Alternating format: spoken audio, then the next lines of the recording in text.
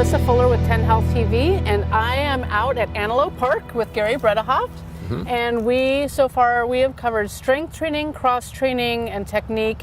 Today we are covering hill training, correct? Correct. A little bit of hill training. That's going to help develop more strength in your legs and even work a little bit, helping on your technique a little bit. You use those technique factors on your hill training.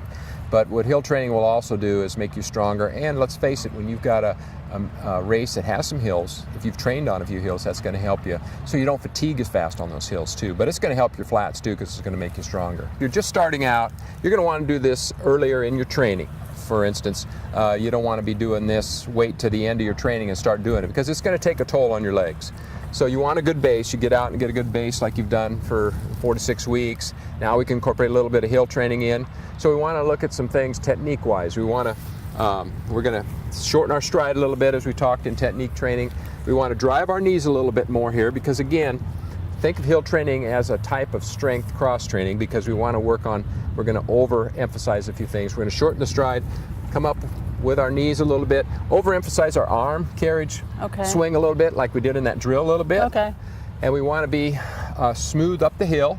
We want to land, we're going to land on our midfoot and drive up the hill, keeping it short. So we're going to kind of, we're going to lean into that hill. So for instance, if that hill is here, I'm going to want to lean into that hill a little bit. So if I lean here when I'm running on my technique, when the hill's up, I'm still going to have that perpendicular lean into the hill a little bit. The other thing about hill training is don't start with a steep hill like the dam out at Holmes Park. That's a 45-degree hill. That's too much. Just a gradual hill to start with. We'll start with maybe 5 or 6 reps of 20, 30 seconds with a good mile or two warm up and then a cool down. And then after that, then each week you can add a few more reps. See how you feel, how sore you are, and so forth. So if I'm going here, I'm just going to start.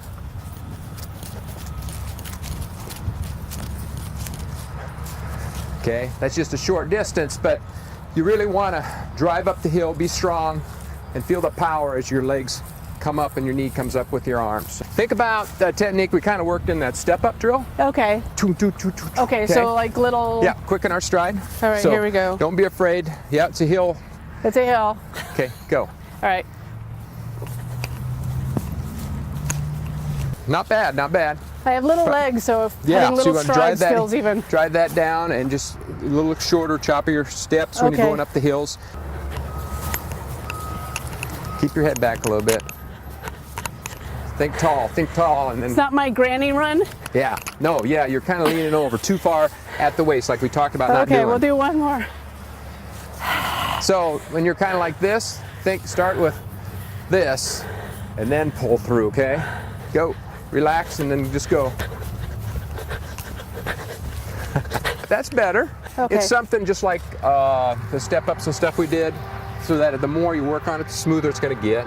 You know, so. But it will feel at first probably a little choppy, you know, but that's okay. You're going to be strengthened. You want to make sure you get that knee drive to engage those glutes and so forth, because what we're doing is we're enhancing and strengthening. Hills will be resistance training for those muscles, and so they're going to make them stronger. All right, so I would be running up and running down, or walking. What's the best way? Run up the hill strong, then you're going to walk down, recover for your next rep. So yeah, you want to get that recovery on the way down. So and then do the next rep. Make sure if you get down that even after you walk, if it's a shorter hill when we start, as you get better, you can lengthen that hill out and get up to a minute reps, repeats, or whatever. Good hills out at Holmes, Pioneer Park. You can find some hills. And the other thing we want to mention real quickly that's important is make sure it's grass hills, limestone. Don't be doing these steep hills on, like over there, we've got the Antelope Trail with the concrete. Avoid too much of that, because that concrete pounding, as you come down on hills, is extra pounding on this foot than it is on a level surface. It's going to be harder on them, so be careful. On, I wouldn't recommend too much on concrete. When would I put something like this into my schedule? Yes, you don't want to do it too close to your long run. So I would say this is going to be your harder workout, which may be after your recovery on Sunday, maybe like a Tuesday, Wednesday. Give you a recovery before your long run. So you only do this once a week. And would I do it with a short run? So do it with a short run, and then as we talk about training later on, if you're more advanced, so forth, this later on as you get to the second half of your training, you may incorporate more speed or leg turnover work than you would hill workout. This is a good base and strength thing you want to do early on in the first half of your training. I think a lot of people are in the habit, like they've worked their way up the hill and then they're like, Right. oh, I'm just going to soar down the hill. It feels so good. Is that a good Right. idea? Well, you want to make sure that you finish strong with this strong uphill all the way over the hill to the crest, and then you can keep your stride short going down the hill. The other thing you can do on these hill repeats, which I do with people too, is you can actually practice your downhills, because sometimes you get out of control. So you want to control, let the gravity help you float down the hill so you're not putting your brakes on all the time. So you can practice that downhill after you've done a few weeks of uphill training.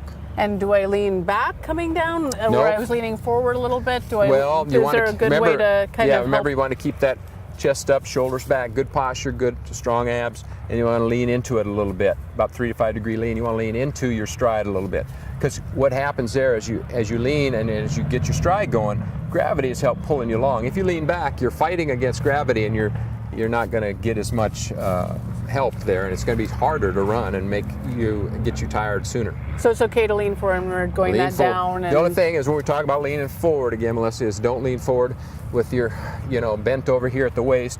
Keep your abs nice and tight. Keep that nice strong core and link through your, tying your legs up through your core and your upper body.